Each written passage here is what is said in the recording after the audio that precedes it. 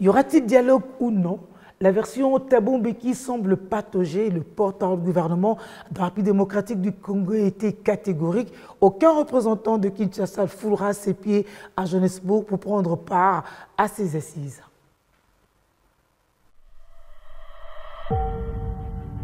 Un rendez-vous pourrait enfin rebattre les cartes du conflit congolais. La fondation Thabo Mbeki organise la deuxième édition de son African Peace and Security Dialogue à Johannesburg, du 3 au 6 septembre 2025.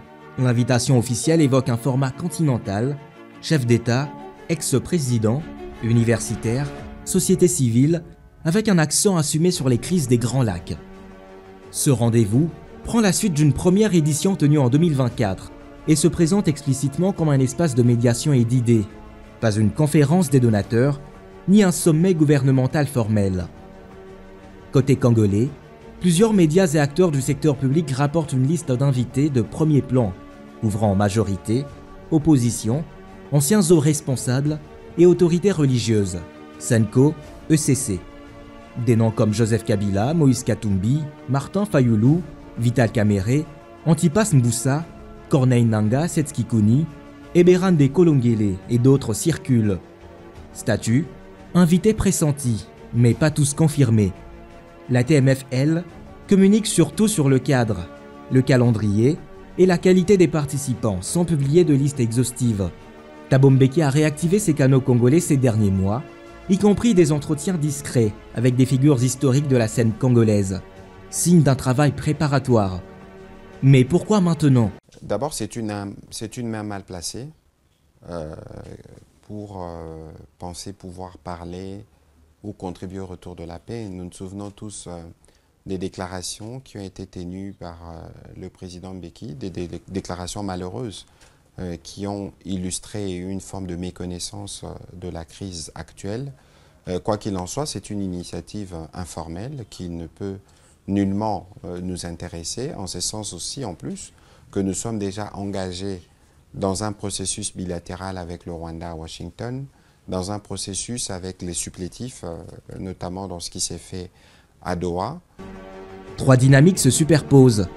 L'enlisement sécuritaire, retrait de la MONUSCO du Sud Kivu en 2024 et désengagement progressif ailleurs, pendant que la SAMI-DRC amorce son retrait en 2025 après des pertes et des résultats mitigés face au M23 FC.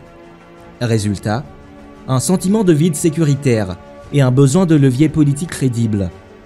Le puzzle diplomatique en cours, processus de Luanda, cessez-le-feu de juillet 2024, puis blocage fin 2024.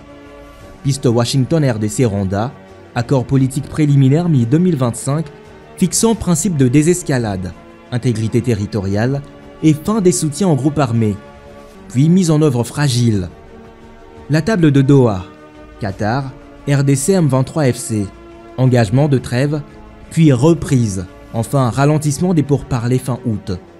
L'urgence humanitaire et politique, la poussée militaire des derniers mois dans l'Est et l'épuisement social rendent politiquement coûteux le statu quo.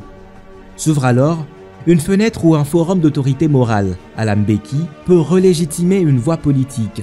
Il ne faut pas oublier que la nature de la crise que nous connaissons, elle est d'abord sécuritaire, du fait de l'agression du Rwanda, et que cela est bien pris en charge par les processus de Washington et de Doha. En interne, vous avez vu que dans les derniers gouvernements qui est sorti, il y a déjà eu un début d'ouverture à ceux qui étaient dans l'opposition ou dans la société civile, mais qu'il y a d'autres démarches qui sont en cours et donc l'initiative de l'Afrique du Sud est pour nous inopportune. L'ancien président sud-africain reste associé à la sortie de la Deuxième Guerre du Congo via l'accord global et inclusif de Pretoria en 2002-2003. Son empreinte, méthode de négociation graduelle, compromis institutionnel, coalition élargie. L'expérience Sun City a montré que les accords non auto-exécutoires se délient sans mécanisme d'application robuste, ni incitation, contrainte cohérente.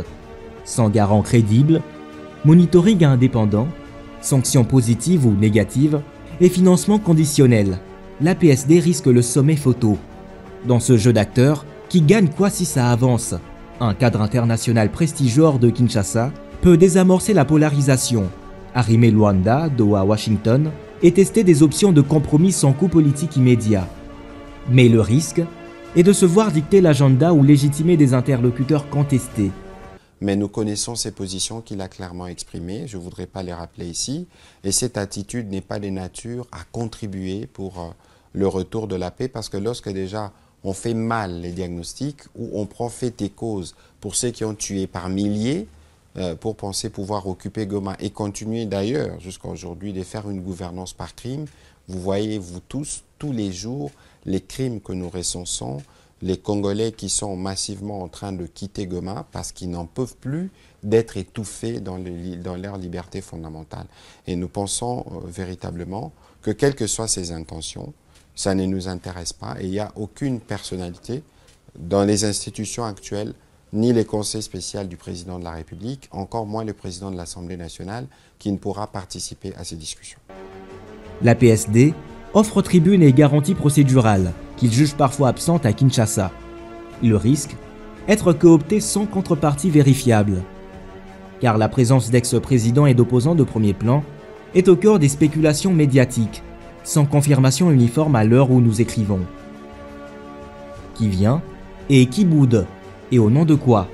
La qualité du mix majorité, opposition, religieux, communauté locale dira beaucoup de l'inclusivité réelle. La présence d'un pontage explicite avec Luanda, Washington, Doha, cadre de suivi daté, mais mesurable.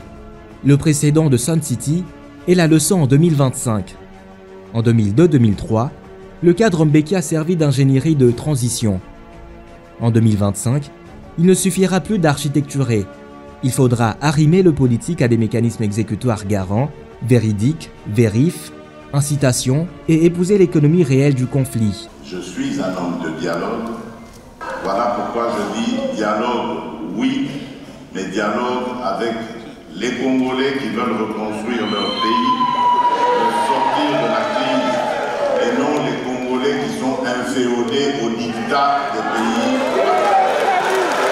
Et en tant que garant de la bonne marche de nos institutions, garant de la cohésion nationale, il n'arrivera jamais de dialogue en dehors de ma propre initiative. Les Congolais n'ont pas besoin de facilitateurs pour parler entre eux. Sinon, la PSD rejoindra la longue liste des dialogues sans lendemain congolais. L'aura de Thabo Mbeki peut ouvrir la porte. Pour la franchir, il faudra un contrat de résultats, mesuré en route rouverte. Civils protégés, écoles qui revivent et groupes armés qui déposent réellement les armes. Sans ces preuves, la paix restera un slogan.